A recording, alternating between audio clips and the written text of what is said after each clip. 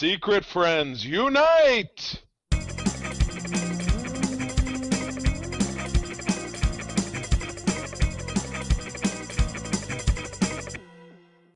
Welcome to the Secret Friends Unite podcast, episode 466. This is your guide to the geek side, and I am one of your hosts, Todd Oxtra, joined by the churlish Charlie Carden. Execute Order 66. Thanks. I'll take my Oscar now for my Ian McDermott impersonation. Good afternoon, friends. How are you? I believe 466 is the combo with cheese. Oh, gotcha. Okay. Oh, so if they would have added cheese to Order 66, what would that have sounded like? Would the clones have just like fired cheese at the clones, and maybe, or the Jedi, and maybe only the ones who are lactose intolerant would have suffered, the others would have lived? How would that have shaped galactic events differently? I don't know. Maybe that was to start up a new franchise, like a burger franchise, like In-N-Out, there you or go. maybe Star Burgers. Jedi Burger, good Jedi Burger, and they could have Keenan and Kel in there as well. That would have been fantastic. But yes, we are here.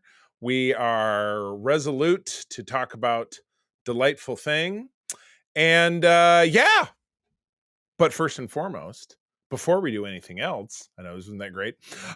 We'd like to pay homage to the delightful people on our Secret Friends Unite Patreon squad over at patreon.com/Secret Friends Unite. Now with no ads on YouTube podcast. Is that what you meant to say by that? Is YT YouTube, or is that like the young and the Correct. restless? It is. So you get no ads if you're a Patreon, but our show is also now on YouTube podcasts.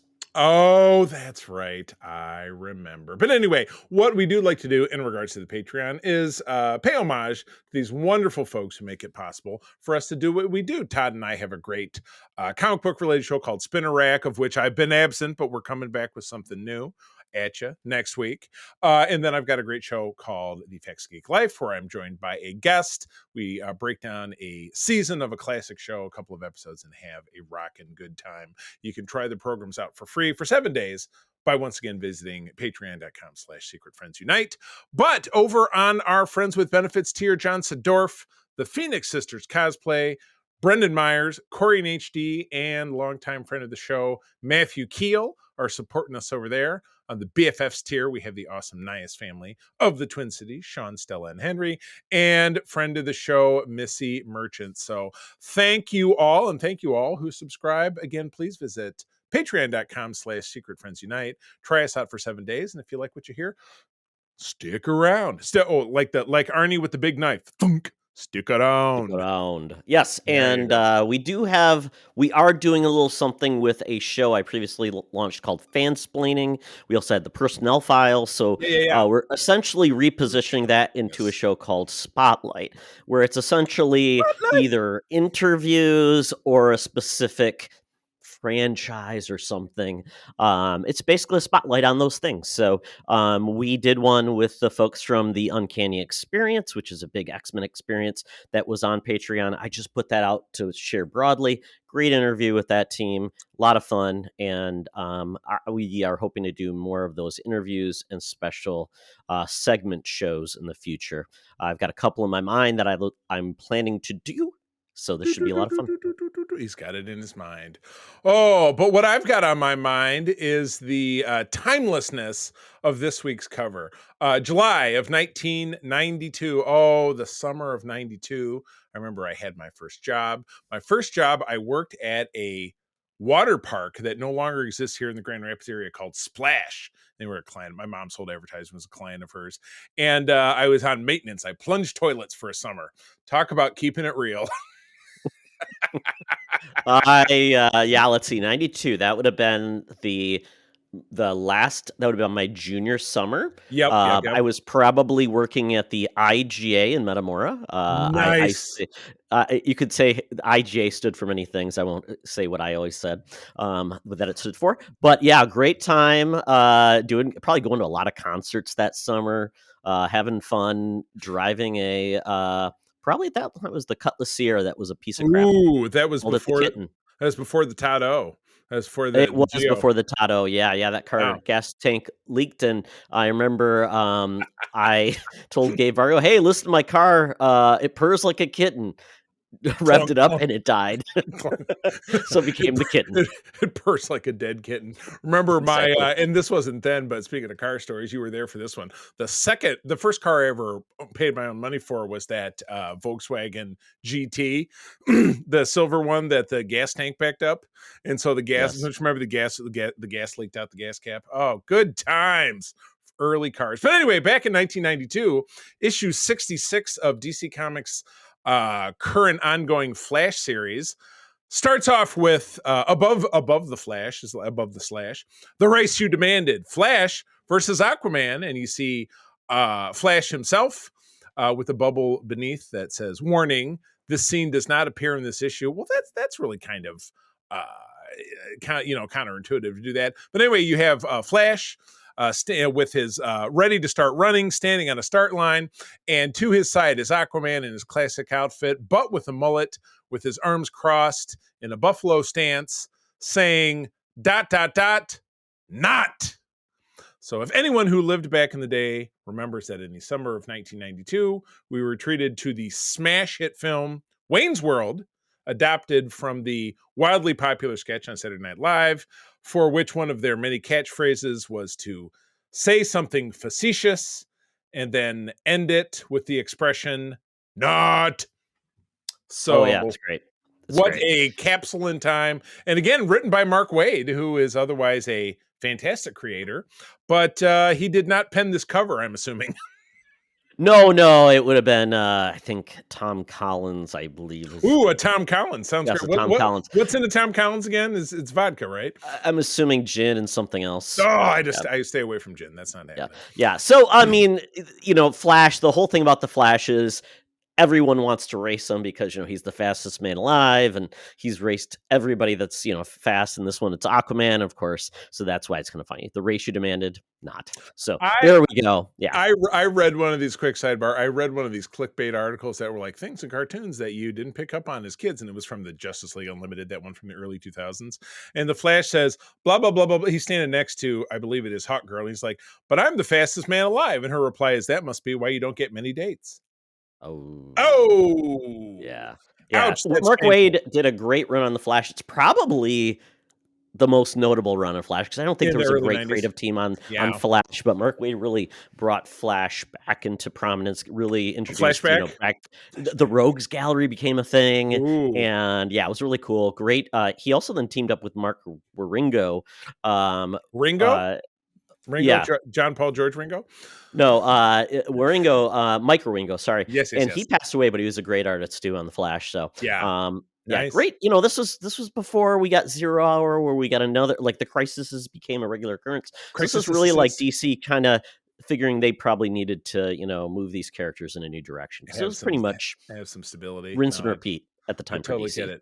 Well, speaking of rinse and repeat, that would be the segue I'm going to use, where I pay more homage to our senior news correspondent, the gal who's been with us damn near from the start, but was around a whole lot longer than that at 124 years young, down at the corner of Hollywood and Vine. That would be Madam Webb. She's got our latest news and scoops, so let's go for it.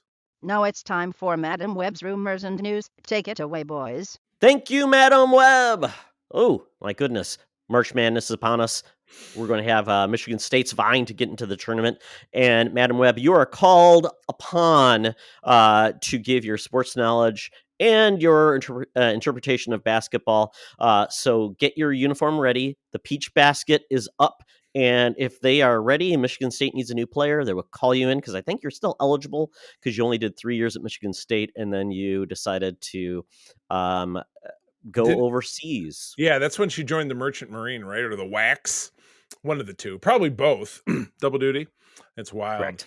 Well, speaking of wild, and we were talking about this in the pre-roll, we have a trailer finally for the summer release of the reboot of The Crow, which was a film famously mired in controversy because of the death of the star, the accidental death of the star during the production of the film, and something that we discussed on a segment probably almost 2 years ago, the Does It Hold Up? Because the original film came out, it was an indie film that came out in the mid 1990s, 1994, was set in my hometown of Detroit, Michigan, though I'm sure filmed in, where's somewhere else disgusting? Philadelphia, probably. And yeah, so Baltimore? oh God, we started watching The Wire this week. Holy crap. Yikes. And that was 20 years ago. What does it look like now? I don't know. I'm sure, you know what, if you live in Baltimore and I'm putting down your hometown, I apologize. Feel free to hit me up on Threads, C3 You mean Crackmore? Yeah. or you can hit Todd up since he's being even more rude about it. So anyway, Todd, impressions. We talked in the B-roll. You said, hey, I think The Crow is fine, the old one, for where it came from. But now they're swinging in the same lens. Obviously, they've got the same concept.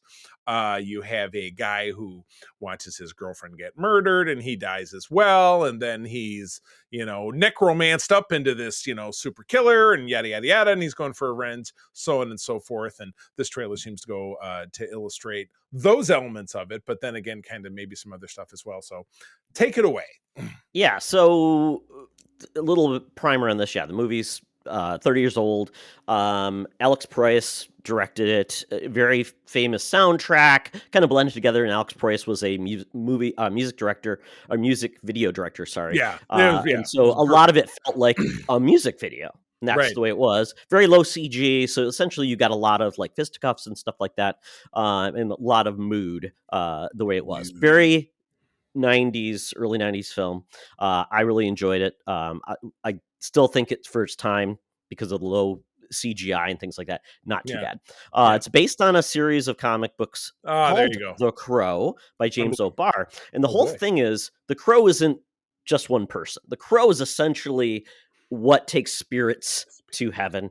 And The Crow essentially gives people who have unfinished work or have been wronged or something like that a second chance, and they come back to right the wrong. So the first one, Eric.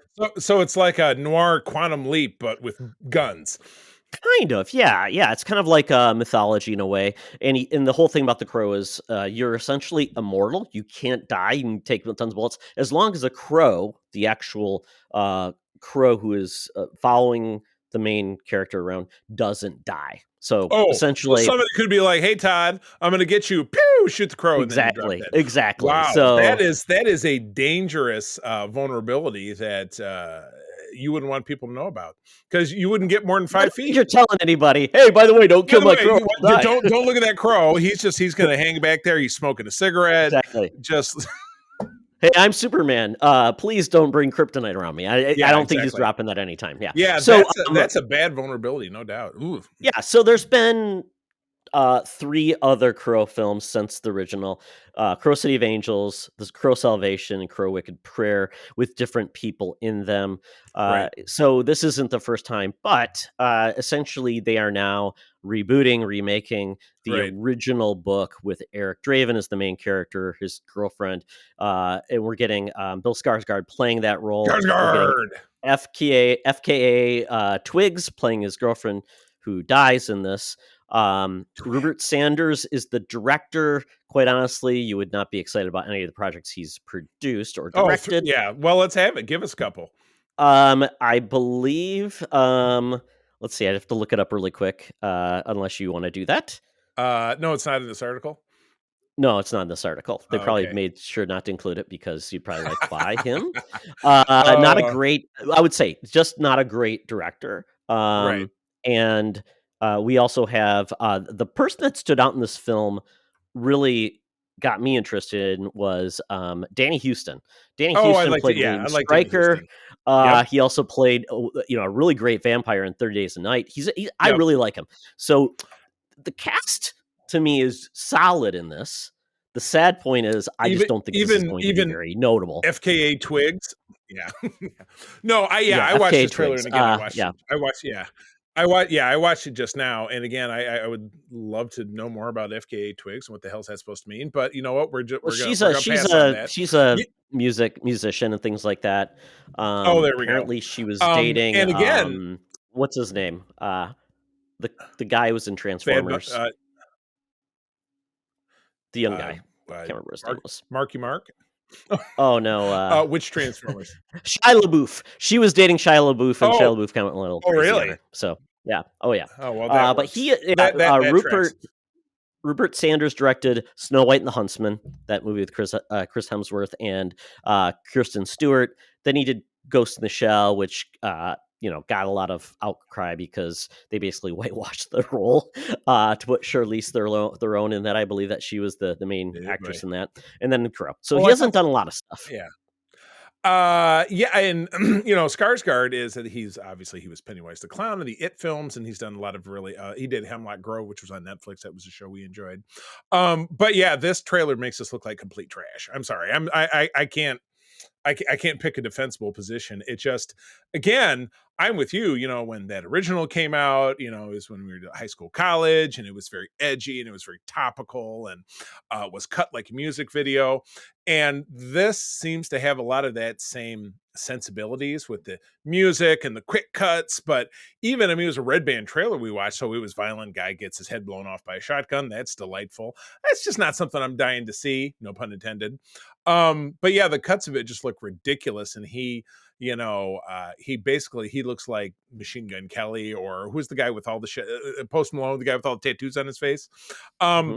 Maybe that really works for Gen Z. Maybe this can be a Gen Z hit. I have no idea. This comes out June 7th. Yeah, less goth, a little bit more of that. A little bit more gross. Yeah. I mean, it's a thing of today versus goth was a thing of then at that time. Right. So yeah, it's reflecting kind of like modern time sensibilities. It's not for everybody. We're old, Charlie, so we have no like, why doesn't that young man cut his hair? Because who's going to hire him? Right? I mean, I stand pretty firmly on people with tattoos on their face as far as it being a liability for the hiring employment process. But you know what? That's just me. I'm sorry. Mistakes are made. Yeah. Made. This movie, I would say, I think the biggest thing will be it looks very generic. It doesn't invoke any like exciting tone. It doesn't feel like this guy really, the director has that. He seems like more of a shooter than he does a visionary. Yeah, he does a vision board. So again, I predict this to be very mediocre. Not horrible, like, oh my God, you see the scaffolding in the background and the camera. Yeah. I think it'll be mediocre. Right. That's probably the best way it is. June 7th. So Todd, this comes out during the time frame of our summer movie wager, which we're going to have to start focusing on, the wager that you, John, and I have done since 2016. I don't think that this will be a factor because are the Gen Z kids really going to crank out to see this one? I think this is without a doubt 50 to 60 range, probably tops. I have no clue how much this is going to cost to make either. And there's no notable stars in this. I mean, there's the B-tier people. So I think this one is what it is and will probably pass without anybody remembering it actually even happened. Correct, Mundo. All right, moving on. You got kind of a 1-2 punch. Now we're going to be talking about the X-Men a little bit later as we get into the Thunderdome. But you've got some X-Men comic news. Now, Todd, I know you've had your struggles in the last 3 or 4 years with the X-Men stuff and the Krakoa storyline and the this and the what the hell was the ball? I was going to say the Hellgate ball. The Hellfire. It was the Hellfire Gala. Gala. There you go. So where do you land with all this X-Men stuff? Are you reading right now, or before we get into this? Like, where are you at? Not really. I mean, I like the premise of basically the X-Men went through X-Men throughout time have gone through like eras with different creators. They've done that's part of their thing. Yeah, right. Like Spider-Man or like any heritage, anything. Well, I mean, they completely bring in new mutants. They do all these different things. They have like something that changes the status quo, big time. And because the X-Men are a team, it's very hard to self-contain it, and everybody has their own favorite X-Men. So it's a little bit different. So X-Men did the Krakoa, which was a huge change in strategy, which basically says Krakoa was the living mutant island, and essentially it allowed Professor Xavier to catalog every mutant's brainwaves and their consciousness, and Krakoa was able to then essentially clone every mutant, so mutants couldn't die anymore. So it was like, this is crazy. As long as they made it back to base when they were crippled or whatever, they could just be Nope.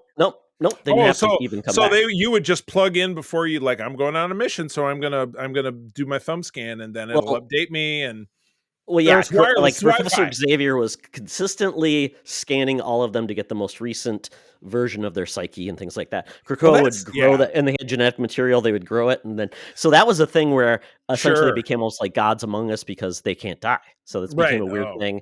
Right. Krakoa was their own nation. They all live there. They went to a new planet actually and seeded the planet like Project Genesis. So I think it was Mars. And then there was a race of like aliens that were hidden on the planet. So yeah, it was crazy. Like I said, Charlie, this was like a weird status quo change. That's a big change. You had the Council of Mutants who basically decided what would happen. Like you had like Mr. Sinister on it, like Magneto. So enemies and friends. So it was definitely a weird take, and it was creating a lot of tension between mutants and humans because where were they at? And the mutants wanted a seat at the table in ruling and being treated like an entity in a nation, which they've always wanted to be treated fairly. So that's where we're at with it, and because of that, there's some things behind the scenes which made it not as nice as you thought it was, and it's all coming to a head. We knew this was going to happen. Something was going on with Xavier. Like he wasn't on the up and up. He's been wearing this helmet. And so we're now getting essentially the next phase of X-Men. It's called it's basically From the Ashes. We're getting this a new beginning. It's which obviously paints a picture that everything went to shit and they're starting over.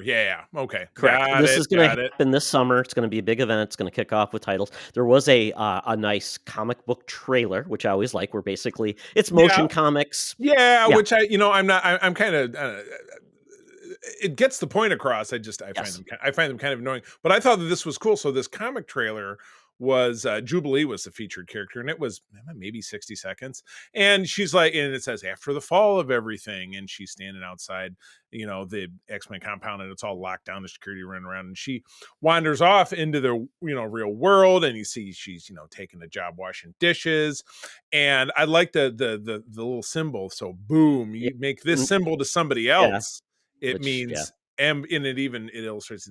So this dishwasher, she's sitting eating in a diner. Yeah, me and Charlie are flashing gang symbols unless you're watching this. It's Spider-Man's thing, but it's like this. Yeah.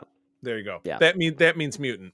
So that's cool. So mutants are now back to being a subculture and still worked into, obviously, so this take place in America, whatever it is. So that's interesting. So now there are 3 core titles. There's Uncanny, there's X-Men. Adjectiveless, and then there's Exceptional X-Men, which is new, I think. And it is, that's a new title, and that's going to be, so each one of these has a little bit of a different flavor and different team, which is cool, because then it's like you pick your favorite team and you go along with it. So the X-Men book is kind of a weird one because it's mixing Cyclops, Beast, Magneto, Psylocke, Kid Omega, Temper, Magic, and Juggernaut. Juggernaut. This kind of reminds me of Uncanny X-Force, and they're more like hardcore.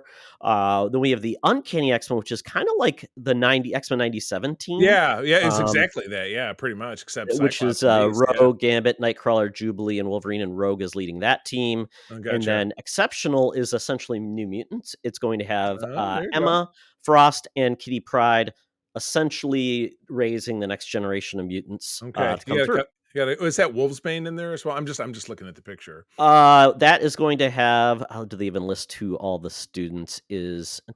Oh no. Oh, here it is. Bronze, Axo, Melee. They're new characters. Good. New characters. New to me anyway. They might not be new. Yeah. Well, that's cool. Okay, so the real jam of this. Obviously, we got the news out. Those are all the particulars. Is this bringing Todd Oxford back to reading a book? I think so, because I've always said what's a good point to get in, and I want a good book. So what I will probably do is pick up all 3 of the just the first title and see what gets me, if I like the writing or the art. Gail Simone is writing Uncanny, and I think Gail Simone's a fantastic. They've got good creators on this, so I think that's the good note. And Uncanny is going to be your more traditional lineup with Wolverine and Rogue and all that stuff. So cool. Well, so you'll buy. Well, potentially you pick that up. Perhaps we'll break the first issue down together. You share it with me, and I can do that as well. Yeah, that'd be cool. Yeah. Well, good deal. There's going to be 6 other books that are going to launch later. So, but these look to be different because we've got X Factor, which is a heritage book. That was the first official spin-off of X-Men. Well, third because New Mutants, but X Factor was a fun team of the almost like the original X-Men. We have X-Force, which was Cable's team that came out of New Mutants.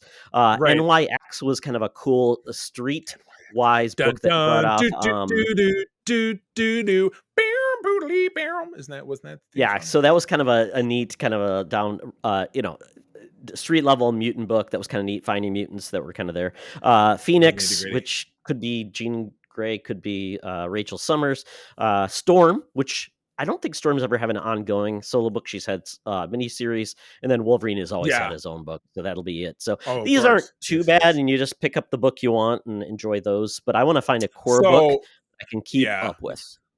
So you probably read each of the number ones and then pick. Is that your plan? Yeah, see what appeals to me. Excited? Yeah.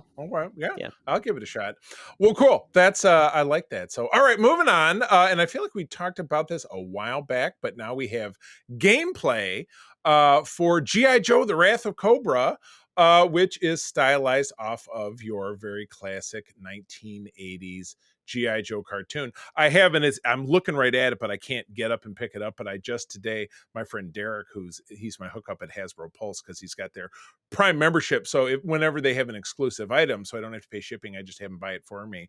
But he brought by the Vamp, which I dropped a picture of it on our Discord in our collectibles thread.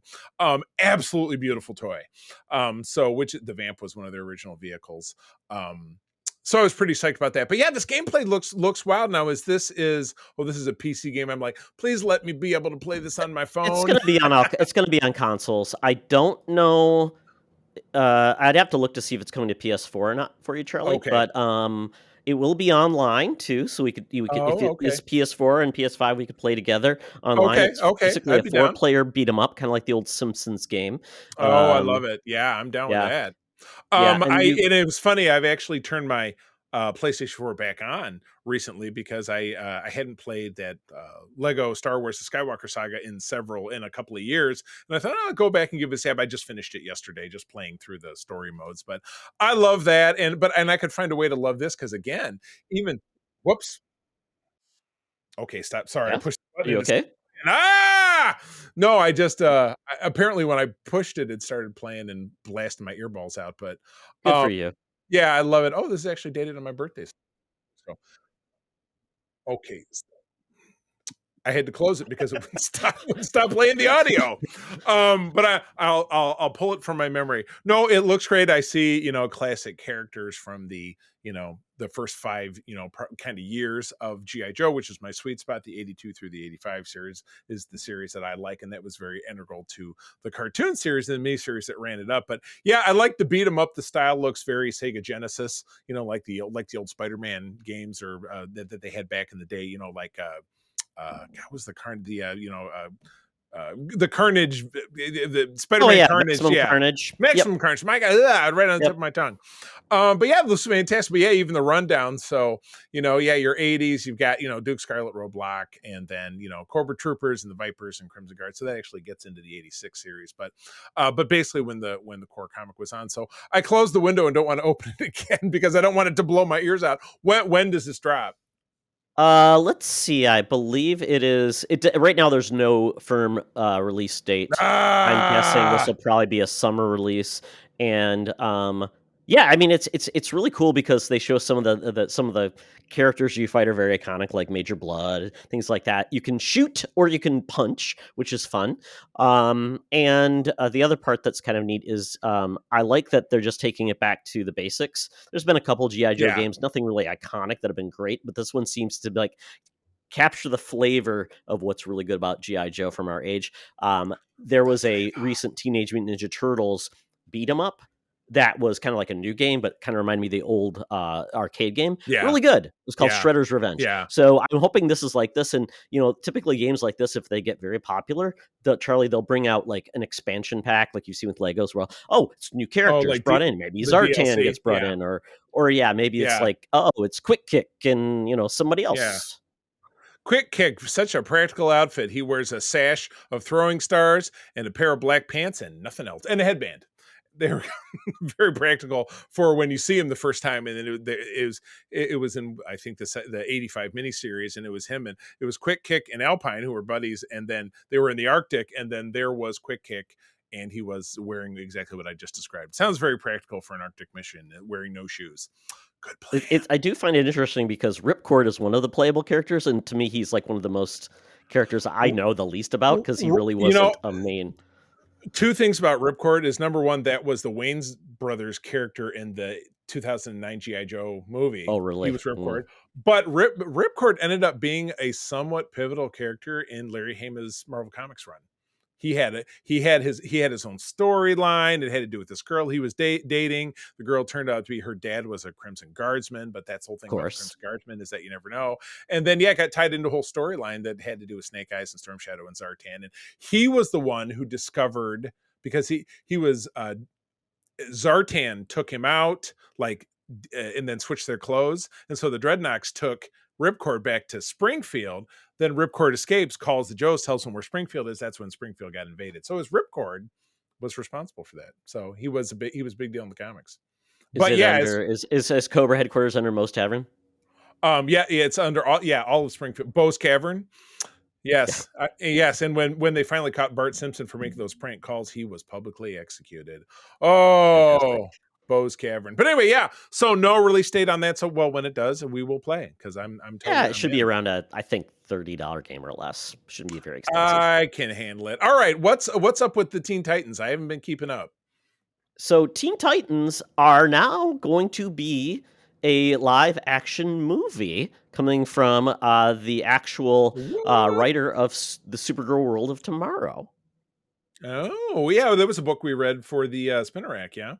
Yeah, no director yet, but it'll be interesting because we just came off of Titans, which I loved, but it was kind of ham-fisted, trying to be heavy and dark, but still, I liked the characters, I liked the storylines, I really enjoyed it, but it was definitely CW plus, I guess is the best way to put it, because it was R-rated essentially. CW after there were some nudie balooties in there, so this is effing and a lot of effing and effing is what flipping them and flippity flop. So this will be a live action film. So will this fall under my ad jammed? Thanks, ad. Will this fall under the banner of the what James Gunn's got going on? But the Gods and Monsters. Because he's structuring some of his stuff to not all necessarily flow together. So I wonder, will this be part of like the Superman movie that we know is being made? Part of it is going to be the Batman with Robert Pattinson. The Batman. The other thing, and then the Joker then as well. Also the Joker. Yeah, that stuff is considered Elseworlds, and then this will all be part of the DCEU or the Gods and Monsters universe, where everything is a world of DC, and they can either choose to connect or they don't have to. Right. Yeah. So it will be interesting to see what shape the Titans take with this, because we've seen Cyborg, obviously, but we've only seen most of the Titans actually in the Titans live action series. They've been in maybe Smallville or things like that, characters showing up. But with this one, I don't know which team they'll go with. Will they go with the original one, or will they go more of the ones Teen Titans go with Beast Boy and Starfire and Raven and things like that? Yeah. And also we are getting Robin. Oh, go ahead. Okay. I say those were what you described. I'm trying to, because I know I read, particularly when Titans came out, I read that first issue, and your core team of Titans was largely what you described. Wasn't it like Robin and Cyborg, and was it Raven, and then or did Raven come later? But no, Raven was part of that. If you think of New Teen Titans, the George Perez run, it was kind of that. Yeah, that's what I was thinking of. Yeah. I mean, the original Titans, though, if you go back to when they first came out, in the 50s or early 60s, there you go. Troy was essentially Wonder Woman's sidekick. You had Kid Flash, which was a young version of Flash. You had Speedy, which was Green Arrow's sidekick. You had Aqualad. Right. That was with or without heroin.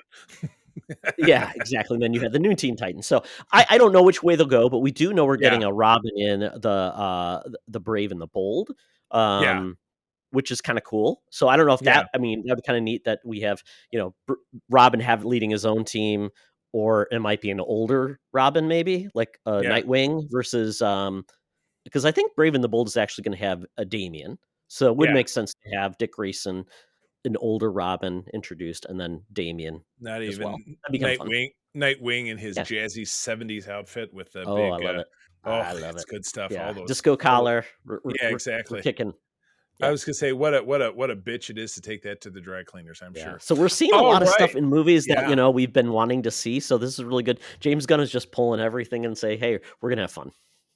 Yeah, that's good because isn't movies supposed to be entertaining, not just glum and boring and all snidery? Yeah. All right. Well, this next thing that you pulled out, now this is not something I've heard about. So Seth Rogen produced an adaptation of 8 Billion Genies for Amazon MGM. Now, what is 8 Billion Genies? I've never heard of it. Yeah, so it's a comic book. Actually, Mark talked about this one. That he picked this one up. It's a really cool premise. Charles Soule and Ryan Brown are the creators of 8 Billion Genies, which is an 8-issue limited series that Image published in 2022. Really? Essentially, the story summary is: if you had one wish, what would you wish for? Now, what if everyone else had one wish too? That's 8 billion genies at exactly the same moment. Everyone on Earth gets a genie and one wish. All hell breaks loose in a very entertaining way, and that's just the beginning. Buckle in for the wildest ride of your life. So this could be a lot of fun. That sounds nuts. And yeah, you could go a lot of different directions with this. This could be like, oh, everybody wish, 40% of people wish for world peace. And then, the other, 60% of people, everybody wished for $1 million. And, if everybody has $1 million, then, the World Bank collapses. You don't really have any money. Yeah, exactly. Oh, that sounds wild. Nobody works. Oh, wait, they have to work. Oh my goodness. So Amazon has had the rights to this for a couple of years, and now Seth Rogen is going to be producing it. So I don't necessarily know that means this is going to be a comedy of some kind, because he's done serious work as well. Yeah, The Boys is not a comedy. I mean, it's kind of sadder. It's black comedy, I guess is the best way to say it. That's right, because he's really tied in with that as well. So it says this is good news. Rodney Rothman will be exactly co-writing this Spider-Man Into the Spider-Verse. So he wrote that. So that's good news too. Be doing the scripting, so it won't be low. So that's cool. So this is going into production. Couple 3 years from now, we'll be seeing this. And when it says Amazon Studios, this is a program or it's to be a film. Okay, film adaptation. It says it's a film, and MGM still puts movies out in the theater. So maybe Amazon will get into that game where it'll be in theaters first, and then they'll come to Prime, so we can pay for ads. Right. Oh, I love. Well, you know what? Whatever makes the wheel go round. And speaking of things that make the wheels go round, as we find our way out of the news, it's this great word from our sponsor. Talk nerdy to me. Talk nerdy to me. We're sitting in the Geek Easy. Cover band's playing, drinks are poured, and we are ready to get our nerd on. So, in the world of nerd, it's kind of a down week. Not a lot of stuff going on. Not a lot of big movies this week. Not a lot of big TV. They were kind of in the middle of everything. So, at this point, I did check in on Invincible Season 2. It's back. Oh, okay. Yeah, it's the second half of Season 2. They've dropped one new episode, so I watched that. Episode 5. It's kind of cool the way they broke up the season, because we are left with our hero pretty much at his nadir, and he essentially, I don't want to spoil too much for people that are back in, but essentially it doesn't get better for Mark. It seems like he just cannot catch a break. I mean, he goes from heartache to things are not going good. He finds out he essentially has a sibling by his dad that he is kind of a surprise to him, because he's got a really tenuous relationship with the dad, to say the least. So that's what's going on. He's kind of reunited with the team, and it's still not going well. Every time they think they things are gonna turn a new leaf for the team, things go wrong. So if you like Invincible, I think you'll be very happy, because I think the way they're telling more about the team members and they're adding depth, it's really cool. Totally approve of this. So if you're behind, go in, check it out. The episodes are about 40 minutes each, and they always have a stinger after the credits. So end credits. So always check them out, and definitely enjoy that. But this led me to watch a one shot that they put out. It was called Adam Eve. So Oh, it was really a one episode story that had been released, I think, last year. I never watched it, but I went and watched it now. Basically, it's your origin story, and it's all about her and how she came to be, and it's giving her backdrop. So I like this because it's giving you something, but it doesn't have to be a whole series. It's just a one shot, one episode about a character, and you can check it out if you want, or you can totally ignore it. I like that. I would like to see them do that for every character because I think it would be they had a lot of layers to these characters, and I think it would give them, and they could even do villains too. They could do that kind of it would be now a fun one shot. the two of these are connected, I assume, because I don't know who Adam Yeah, Eve Adam is. Eve is one of the Is characters the of character. the team. Yeah. So, but this is spun off of a comic. So is this adapting material from the comic or don't you know? It might be. It might have been Yeah. covered in the comic, or there might have been a Gotcha, one shot okay. as well. But yeah, it's all part of the Invincible universe, and Right. I think it's kind of cool that Amazon has been doing these because we've had the boys. We had that one animated series, which I thought Oh, was interesting and fun. yeah, I watched one or two of the babies, Laser Babies Day Out or Yeah, whatever. Yeah, it was yeah, just no, yeah, it was, yeah. We did watch a couple of those. We're like, holy cow, these are really gruesome. But no, that's awesome. But yeah, what's important, and again, I've not really stuck with Invincible. I watched a bit hmm of it when we kicked it off. But what's pivotal in like my question, like, oh, did that adapt something from the comics? That matters less and less because what they really, their purpose in adapting something is twofold. Obviously you want to snag some of that built-in audience, but you want to create something that if there's buzz because it's good, you'll pick up people who don't read comics at all. So you'll yeah, get somebody who, so anything in this Adam Eve special will be new to them regardless, where you'll have that limited group to be like, yeah, that's not really what happened because really it was, you're going to get that crowd. But moreover than not, the vast majority, you're going to get people obviously who are not, much like Halo, which we finally started watching again. The first season, a lot of people were like, well, that's not, Master Chief wouldn't take off his helmet and you would see his button. Da, da, da, da, da. Where I thought the yeah. show Not a lot of sex in the video game either. yeah. Oh, video game sex. Not interested. But just for somebody watching the show, you're like, oh, this is a cool show because there's a lot of action and blah, blah, and the storyline seems interesting. That's really what they need, not somebody who's like, well, this is not exactly the same as this thing and that thing. Where The Last of Us, for example, we finally watched all those cutscenes, and that is very, very similar to what you see in the show, though they fleshed it out. Absolutely. Yeah, It's more of a direct adaptation with some caveats that play with the medium. yeah, I yeah, would say Invincible is very similar to that. It yeah. takes the core tenets, but it's like, yep, you feel like it's doing what the medium does best and telling Right, different story beats, maybe blowing some things up, reducing right. some things. Whereas I feel like Halo just said it's completely different. It's Master Chief, and yeah, there's some story beats, but it's essentially not at all like it. So, And here and here's his butt. Enjoy. yeah. So it does feel like, well, maybe we can capture some people, we can Yeah, get some other people. Hey, it's a video game where he spends most of the time shooting and killing. It doesn't speak a lot. Is that a right. great thing for people to watch? Probably not. So we'll Yep. do some fillers and Not so create some new engaging. characters. You So got to get you got to give an apartment and a dog and maybe a wacky neighbor, or maybe he doesn't get along with his dad. I don't know, yes, all that kind yeah, of stuff. exactly. They got to dress up as women so they can live in an apartment, Oh yes, like in Bosom Buddies. Bosom Buddies Halo. I love it. All right. Exactly. Well, I touched upon very briefly that we started watching the latest show in the Walking Dead averse, which is the Ones Who Live.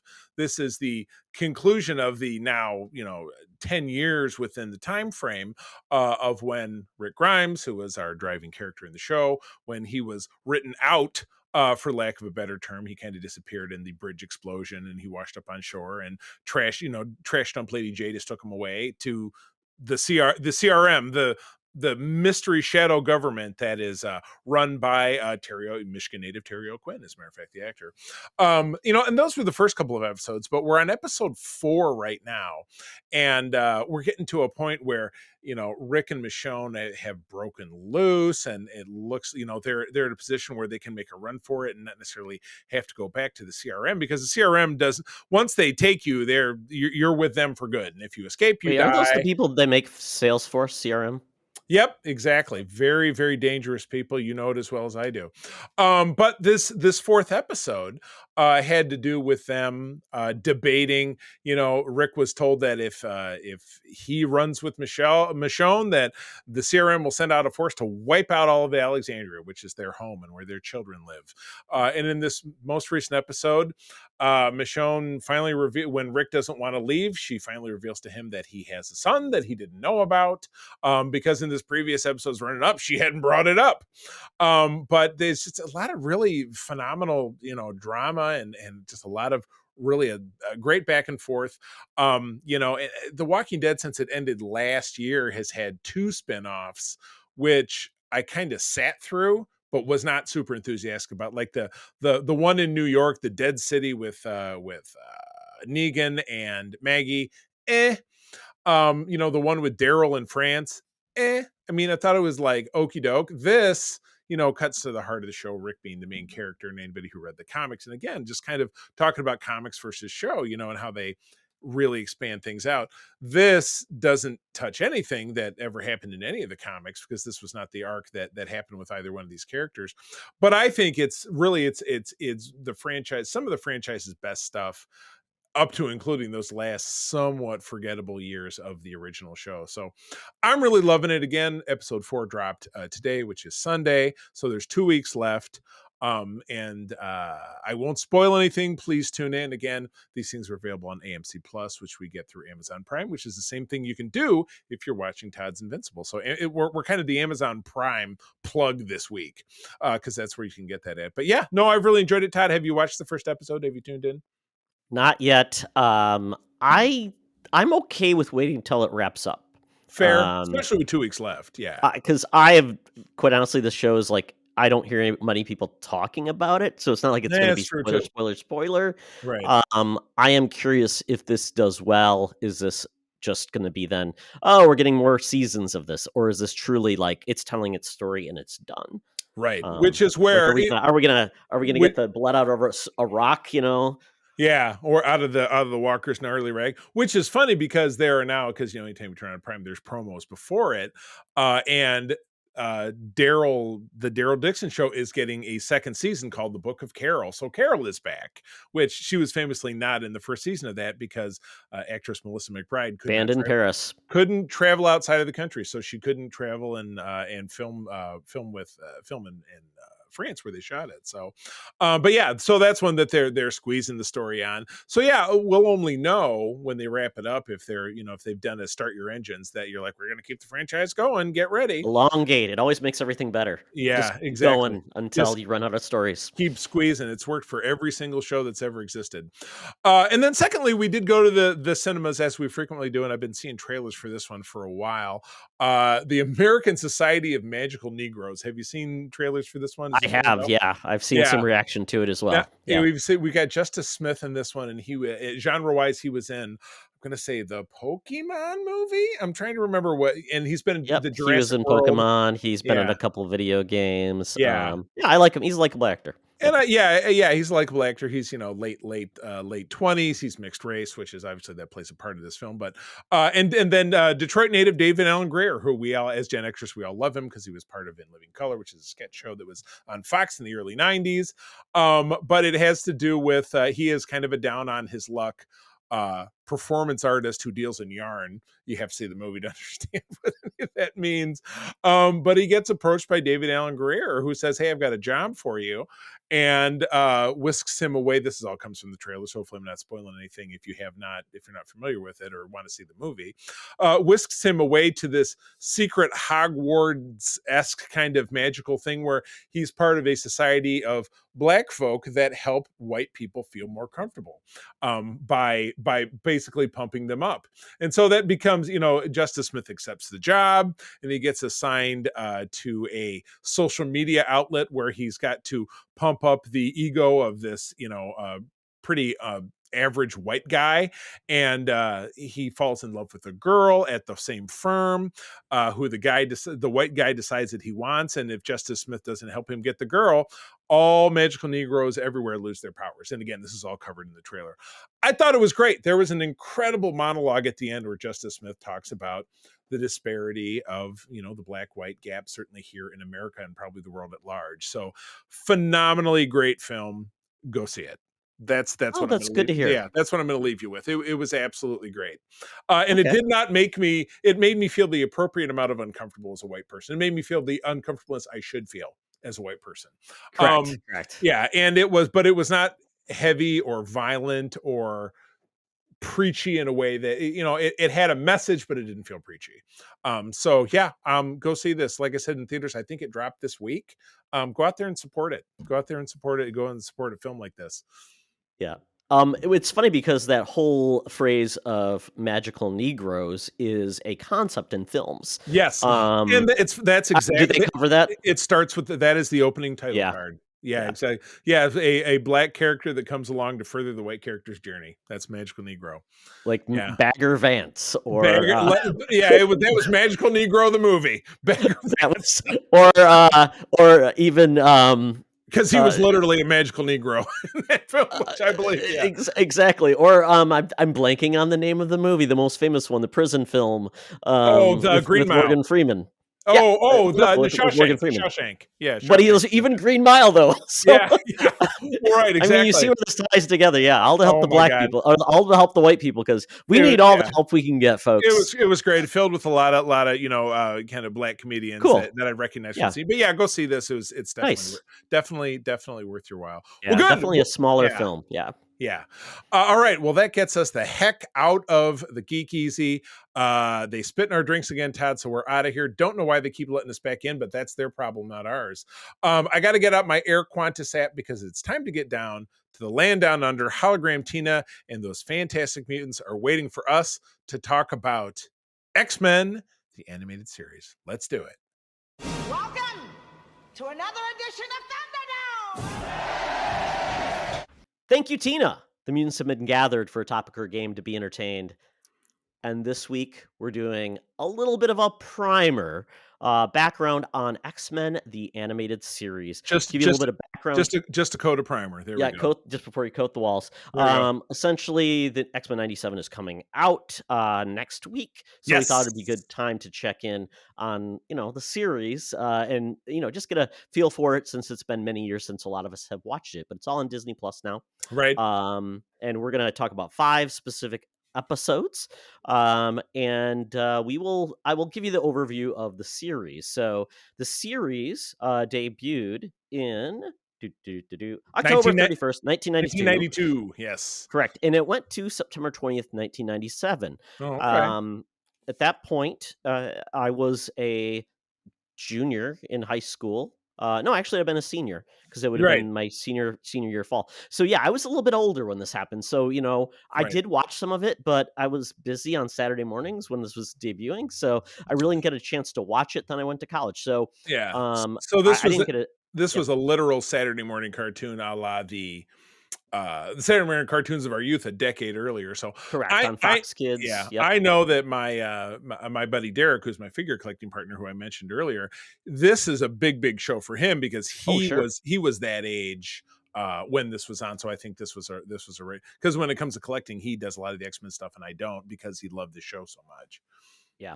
And for a lot of people, I did watch it because it was the only X-Men thing I could see beyond like Generation X and like one-offs and things like classic. that were not very good. And we didn't, the X-Men would show up in like a Spider-Man and His Amazing Friends, and then we got a 1-episode pilot back in the day in 1989 called Pride of the X-Men, which loosely then the video game of the X-Men beat 'em up arcade game came out, and I liked the Pride of the X-Men quite a bit, but they did some weird things making like Wolverine Australian, didn't make any sense, and Dazzler was in it, so there you go. X-Men Wolverine is an Australian. That came from Spider-Man and His Amazing Friends. Their one appearance in that. That was the origin of that. Yeah. Exactly. And they decided to just keep going with it.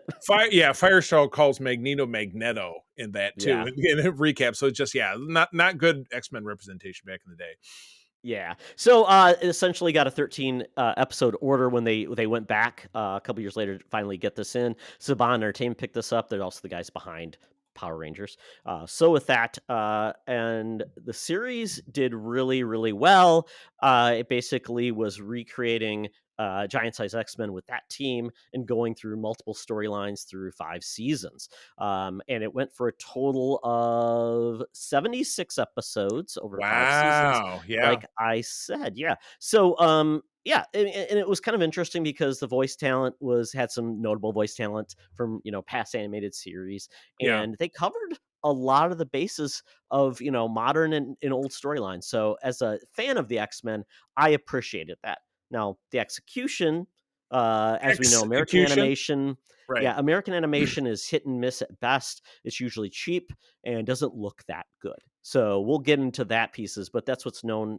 The show is known for really being a lot of kids' entryway into the X-Men when they weren't going to the comic shop. So Right. yeah.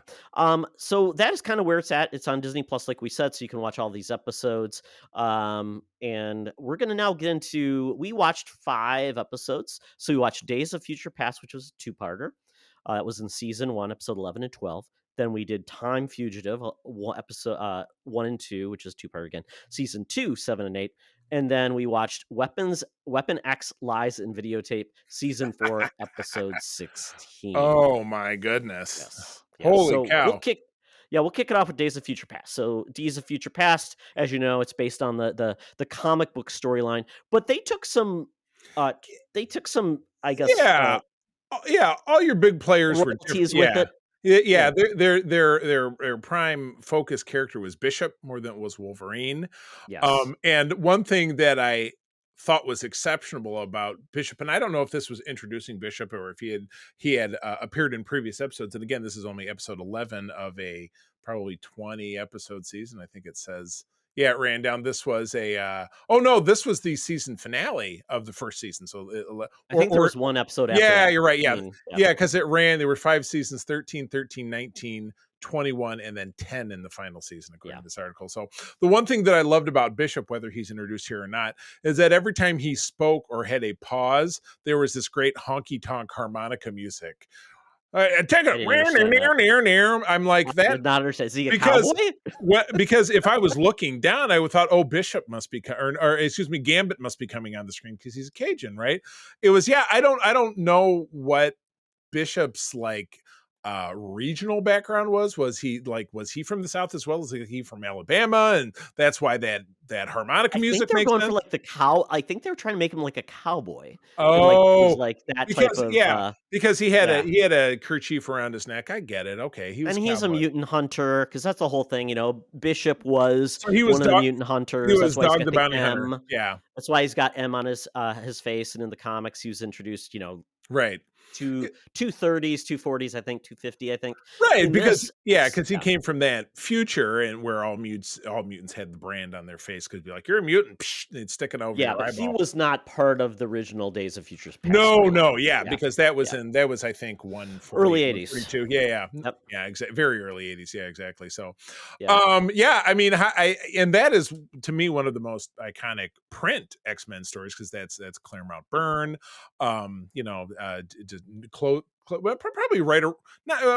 closer to the midpoint of the 17-year run that Claremont had doing X-Men. But I think certainly one of the finest, and it's the adaptation of that is my favorite X-Men film. It's iconic. Yeah. Yeah, it is. But I wouldn't say that this was an iconic adaptation. Well, I mean, they did change some things up because the whole thing was Bishop then finds out, he's rounding up mutants to earn cash. And then when gotta catch them all. They're like Pokemon. He basically had done up his quota, and they basically said, and the Sentinels then say, "Oh, we no longer need you," so they go after Bishop as well. So Bishop decides, you guys aren't too bad. So they do have capped commissions if you're if you're basically a salesman of capturing mutants. If you hit your nut. Yeah, boy, they wouldn't. He just exceeded all his forecasts, and they just said, That's a bad thing to happen in sales. Yeah, you already capped out your bonus, and then we don't need you anymore because that we've tapped out that region. So then when they go back to the base and they find out, the reason this all happened was because the bad future where all mutants were dead and everything like that is because an assassination happened where the mutants were blamed for it, and then the Sentinel program went forward. And that's out, what happens in every adaptation. But when they get to the end of it, they find out that it's like pulling on threads of a tapestry, right? They think, hey, we've solved it. And I'm not jumping. Am I jumping ahead into the next one? Well, yeah, that goes in the next one. But that goes in the next one. Sorry. I think before we do that, we should give it a little bit of flavor. The reason why Bishop goes back is because Wolverine takes him back and Forge is there. They create a time bracelet. Right. And so Bishop basically said, hey, old man, you can't do this. He pushes Wolverine out of the way and Bishop goes back. So of course it's the flipperoo. And then he goes back. He's the cowboy. Exactly. So it's funny because when they run in, so Bishop it's kind of then gets the brain fog. He doesn't know, like, I don't know who does it, and I can't remember anything.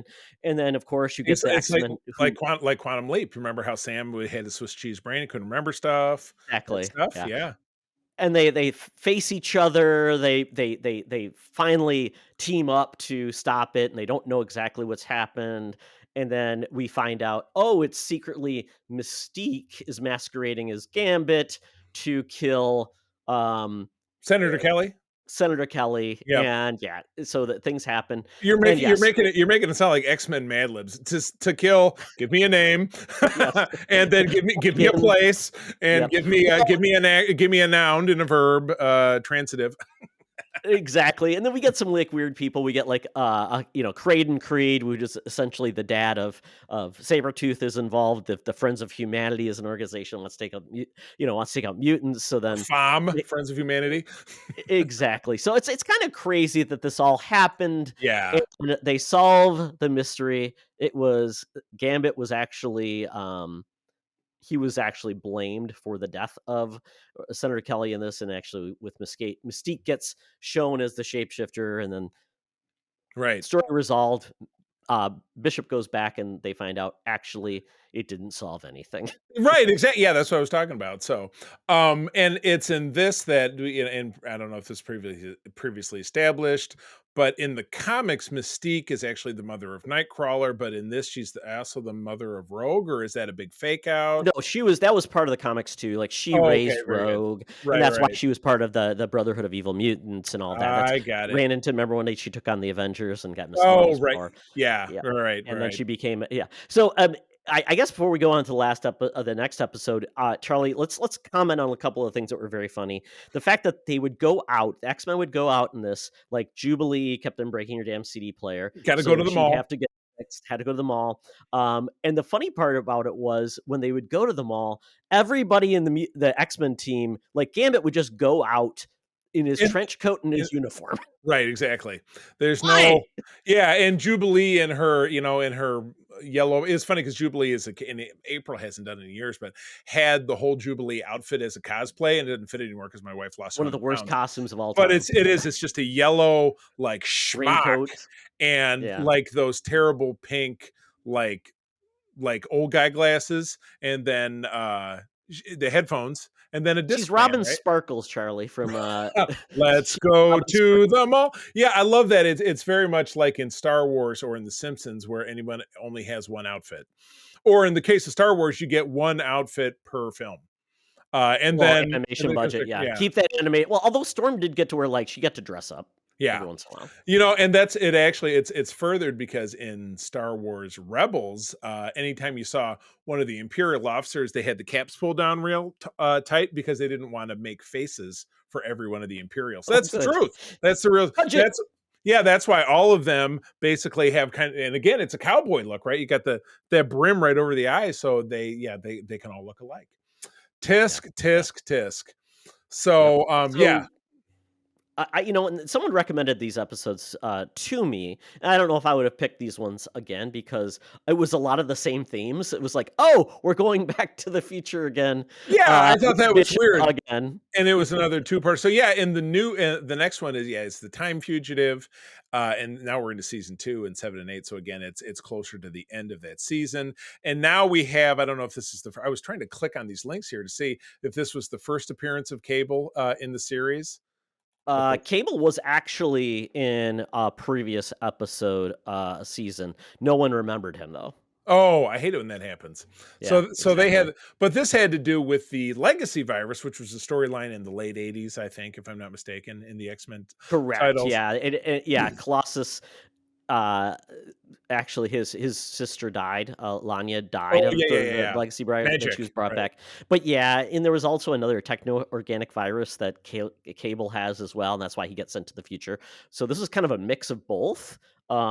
But yeah, the virus that was going to kill humans spread by mutants. It was a ploy by well, who was it a ploy by, Charlie? I forgot. Who's it deployed by? Apocalypse. Oh my goodness. You can never tell by the guy's name that he is the original mutant bad guy. Yeah, we didn't really get Magneto anywhere in any of this, which, you think of the X-Men, you think of, he's the dude because he was, he was obviously the original X-Men villain, but he's in the first couple of episodes. Like I watched the first 3 episodes of the season just to get myself up to speed, and Magneto's heavily involved in this. I think I did too 5 years ago when Disney Plus came out, and I'm like, no, this is no good. Because the anime, and I was messaging you when I was watching this. I'm like, this animation is rough, dude. It's really, it's very tough to watch. The quality of like the video too, like the transfer, it's just kind of not good. Obviously it's old video or old animation. It looks muddy in a lot of ways. They can't really crisp it up. So but the legacy virus, again, that was kind of a misnomer because in the public, like, oh, the mutants are getting, because every time, oh, this mutant gave me the whatever. And I love how throughout all of these, people kept saying, mutants, go back where you came from. And I'm like, where is that? Grand Rapids, Michigan? Yeah, exactly. Because the whole thing about Island. Boblo Island. There. Oh, no, actually, it's Zug Island. That's the place where this is what my ex-wife told me, who was native Detroiter. Zug Island, which is right next to where they're building the new Gordie Howe International Bridge that goes over to Canada, is right in that River Rouge plant manufacture area. And Zug Island she said that's where all the mutants are. So Zug Island is where mutants come from. There, I just solved it for you. And sorry to any of our listeners who live in Southwest Detroit. I apologize, but that's just what I heard from my ex-wife. Yeah, so we do have this hysteria, like, and we find out like Craden Creed, who's trying to get people against mutants. We find out that he's so against them because his son. Of course, it's always the son. Yeah, exactly. So we essentially have Cable is now kind of. It's kind of coming back in, replacing Bishop in this sense, because he goes back in time to stop this from happening because his future sucks. His child Tyler gets sucked away. Right, just like just like in Deadpool 2, because that was Josh Brolin was Cable in that film, and that was his whole driving force. He went back to kill the wildebeest kid. What's that kid's name? Who was the pyro in that movie? The Kiwi kid. He was in some name called drawing a blank. Yeah. You know who I'm talking about. The prison pocket boy.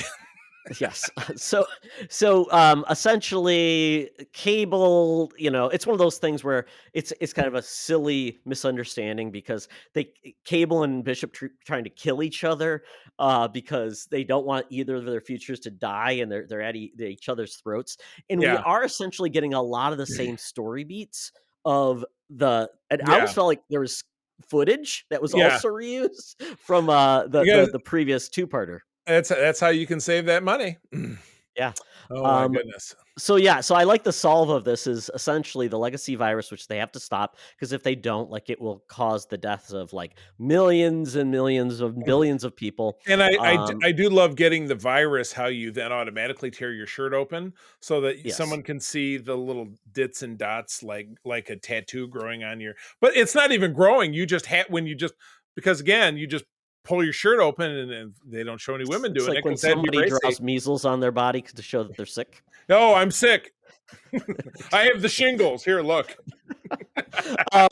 So we do get the solve of this episode was that Cable figured it out. He goes, "Oh, I know what to do." So we're going to go through all the scenario, replay them taking on Apocalypse. But what they have to do is essentially get Wolverine falling into a vat of the virus so he can fight it off, and then they use the antibodies to like save Joker. everybody. Yeah, or they Yeah, exactly. did, or the same way that you're like, oh, did you have COVID-19? Now we need to get your blood and blah blah blah blah blah blah blah. So yeah, exactly, fantastic. So that was the solve, and then Cable goes back to his past and son's there, and Bishop does too. He solved it, and I like that we get hippie Forge, old man Forge. And Forge's only ability is that he's got a fake leg, and isn't he like super smart? Isn't that basically his? Oh yeah, he basically stuff? Can build anything. That is like his ability. So he which is not a super great like combat ability because remember that and like Cypher, how his mutant ability was languages. I'm like, well, how useless is this dude? Don't even give him a yellow uniform. Charlie, we've all been hurt by words. Oh, that's so sad. Yes, exactly. Yeah, it'll make you cry. Words hurt. He's going to come up with words and languages that don't even exist. Yeah, the funny part about this is when either when Cable or Bishop both use their weapons, either they are super powerful or they do nothing. It's like, like little pistols. Pew, pew, pew. Right. Exactly. You never know what you're going to get with that weapon. It's a big pew pew. Watch out for the big pew pew. Oh man. And I liked one of the phrases that Cable used. He teleported through a phone line into a phone booth, and he says, "Reach out and touch someone." I'm like, who is going to get that reference from like 1982? That was a bad one. Reach out and touch someone. It's AT&T. You could have just said ET phone home, and it would have been more topical. Oh my god, it's very topical. Yeah, and or he could have said, "And long distance calls are free after 8 p.m. and on weekends." Yeah, call was at the MCI, call MCI, or the 1-800 call ATT. Oh my god, and we had prepaid calling cards when we were in college. Yep, got to do that so you can make those long distance calls. Kids today don't even have any idea what that. Don't even know anything except calls are free, Charlie. Phone calls are free. I was going to say the area codes are irrelevant. There's no such thing as a 7-digit phone number. But anyway, listen to us old guys going on. All right, last installment. And I did actually pull up a summary, which is here. So yes, the last one is Weapon X Lies and Videotape based. And what a weird reference, because that was like an indie film from the 80s called Sex, Lies, and Videotape. Exactly. I like the title. Yeah. I think Laura San Giacomo was in that, and she was the star of the Just Shoot Me. That's all I know her from. Oh, and she was Julia Roberts' fellow prostitute friend in Pretty Woman. There you go. That's her resume. Yes, but this episode loosely based on the storylines the Shiva Scenario Part 1, Dreams of Gore, Phase 1 / Part 2, Dreams of Gore, Phase 2. Okay, this seems really... from Wolverine issues 48 to 50 from which were written by Larry Hama and art by Mark Silvestri. So two super great creators. Yep. Larry Hama, I'm a huge fan of. He's the guy who created G.I. Joe, Real American Hero. There was also a bit of the storylines from Nightmare Quest Reunion, Bastions of Glory, and What Goes Around from issue 61 through 64 thrown in. So this was really just all Wolverine. The robot Talos is called Shiva here, and Weapon X Project has more members. These issues were written by Larry Hama and art by Mark Texeira. Well, so nice pedigree from the obviously from the source material, but Hoser Hollywood. I love your breakdown. But yeah, this was the only standalone episode we watched, and like you said, the previous two were basically the same story twice. It kind of was, in a lot of ways. It's kind of like, going back and forth through history, you're never going to change anything. So exactly. Butterfly effect happens. This one was kind of cool. It's about it was Wolverine's old team, Weapon X from Canada, where, that's where Wolverine was given his enhancements. There was a team of Sabretooth, Maverick, Maverick, so Tom Cruise. Yes, exactly. Yeah. And Maverick was like German, I think, so he had kind of a weird accent. And Silver Fox was his girlfriend at the Right, and that time. was the big image I remember when he drove away in the end. There was a tree that had big, and it was gigantic. Was written Yep. Logan plus Silver Fox, which is Silver weird because Fox. Logan is his name, but it wasn't her name Kayla Silver Fox, because that was part of the X-Men Origins film, which we're going to be talking about in a future Thunderdome as we ramp up to Deadpool.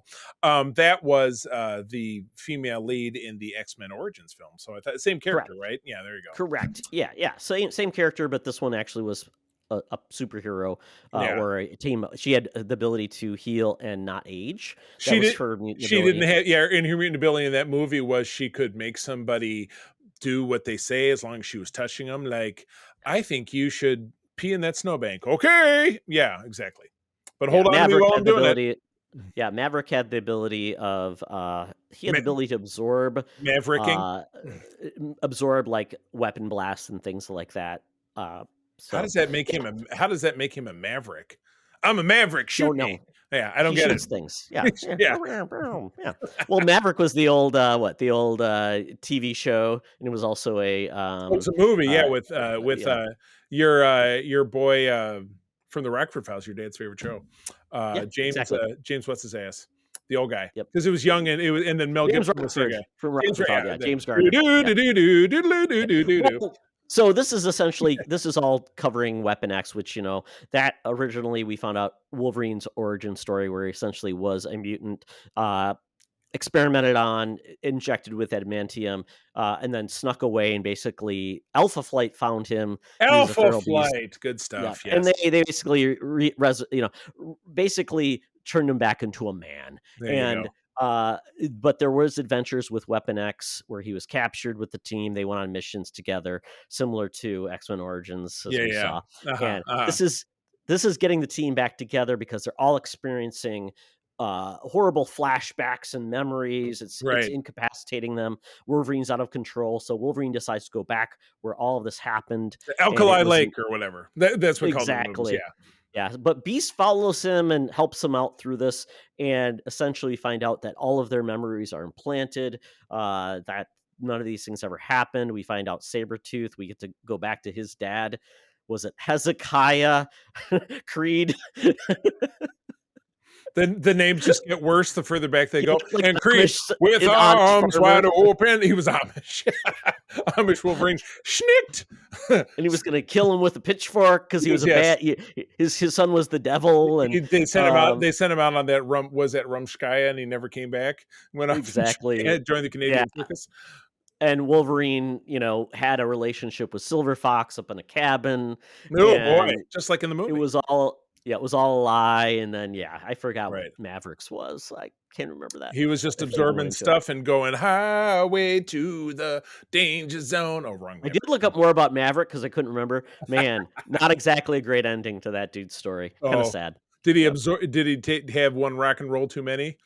And, yeah, pretty much. Yeah, oh. kind of a forgettable character. But so essentially we get all of the team kind of team up again. They take on this robot, which is not exactly. It kind of looked like Silver Samurai. Come on! That's how they made all these movies. They pulled everything from this show. That's all the source material. And then did Wolverine lose his claws, and then they were bone claws, or one side was? Yeah, there you go. Yeah. Oh my goodness. So, and then when they look at the where they're at this facility, and essentially they'd recreated almost like Truman Show, like where they had and Wolverine calls it Hoser Hollywood. I love it. All right. Yeah, because they're Canadian. Yeah, I get it that's what all. We've known Mark for several years, and he's never said hoser. So I think he never has. He never talked about wearing a toque. Yeah. I think maybe a lot of it is just it's a lot of cultural bias. Never seen him eat poutine on the show. Open your mind. Open your mind. Don't listen to stereotypes. Well, so that's so we're getting X-Men 97 in that's this week. That this is where we're dropping on Tuesday. Correct. And doesn't that the come 20th out on Wednesday? Yeah, exactly. So, well, good deal. And is it relevant maybe to direct our listeners to watch like the last couple of episodes of maybe the series? Well, it's a Um, direct continuation, so yeah, I would say okay. if you want to see where this ended, probably watch the last episode at least to see, where Yeah. it stood, where the character's at. Because yeah, this is not like a remake, a reboot, or like a 10 years later. This is essentially picking up right after that last Right. episode. Yeah. So if you Yeah. look at, yeah, I was looking to see if there's a summary of the last episode. Let's see here. Just for the name of the last episode is Graduation Day, which aired in 1997. I'll give you a quick summary. At a mutant human relations summit, Henry Peter Gyrich, oh, he's always such a bad guy, attacks and cripples Professor X with an energy weapon. The X-Men and Moira McTaggart try to save him, but all seems lost. Lilandra comes and has a cure, but Professor X must go with her to the Shi'ar Empire. So this is right from the comics. I recognize all this. Meanwhile, Magneto makes a final preparations to take over the world with his mutant army, but on the eve of the invasion, Cyclops, Wolverine, and Jean Grey infiltrate Geonosia. Man, they're packing all of it in this Oh yeah. episode. To tell Magneto that Xavier is dying, he halts the assault on humankind out of respect for his greatest enemy, equal, and only friend. The final scene of the show depicts a lasting monument as all the X-Men and Magneto stand outside the X-Men mansion and say goodbye to Xavier as he leaves with Lilandra and her ship to the Shi'ar homeworld. So he doesn't die per se, but the trailers that we saw made it look like he was dead. So it's a fake out, like he goes to space. Oh, Charlie, Charlie, everybody who dies in comics stays dead. Yeah, exactly. There you go. Right, exactly correct. So he is Poochie. Yeah. He had to return to his home planet. Exactly, kind of like that. I will say that I shared the most recent trailer for X-Men 97. Yeah, and definitely I can say the animation is significantly better. Head and shoulders. Looks really good. Yeah, Head and Shoulders, very good stuff. So I'm looking forward to it. So do we know, are we getting a straight up drop or is this a weekly deal? I can't remember. I believe it's a weekly deal and it's like 8 to 10 episodes. And they talked about what they're going to cover, and there's going to be some cool stories they're going to cover. And I'm assuming that they're going to adapt some of the more modern storylines, even though maybe it was 97 then. They can capture other things. Maybe they'll get the Hellfire and the Krakoa, some of the stuff that we were talking Extinction about. Agenda. They could do Death of the Mutants. They could do Fall of the Mutants, Age of Apocalypse. Yeah.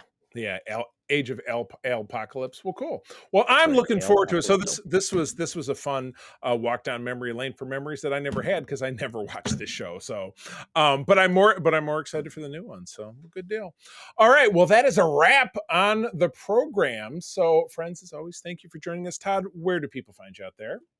They can find me on Twitter at @TOxtra, also and Threads, and at Secret Friends Unite on Threads, at Secret Friends U on Twitter. You got all that. I am C3 Carpenter on Threads and Instagram. I stay busy on our Secret Friends Discord. That is the friendliest corner of Discord, I've decided. That's what I decided to call it. But I spend a decent amount of my time running the USS Grand Petoskey with my wife, April. That is one of the biggest chapters of the International Star Trek Fan Club in the world. We are based here in West Michigan, but we've got chapters all over Michigan. I'm also very privileged to run Region 13, which encompasses Michigan and Eastern Canada. If you're a Trekker within the sound of my voice, please visit sfi.org, drop us a note, or ussgrandpetoskey.com. I would love to help connect you with Trekkers where you are. So with that, friends, one more time, thank you for joining us. I'm going to tell you that sharing is caring and to keep on trucking. Be the hero, not the villain. In a truck. Back off, rookie. This podcast is part of the Secret Friends Unite podcasting network. Visit secretfriendsunite.com for more great shows, articles, news, reviews, and more. Secret Friends Unite podcasts are available on Apple, Google, Spotify, and other podcast services around the world. If you'd like to be part of the conversation, you can join us on Facebook or our new Discord server, or follow @SecretFriendsU on Twitter. Please subscribe to Secret Friends Unite on YouTube and visit our merch store at tpublic.com. Just search Secret Friends Unite. Thanks for listening.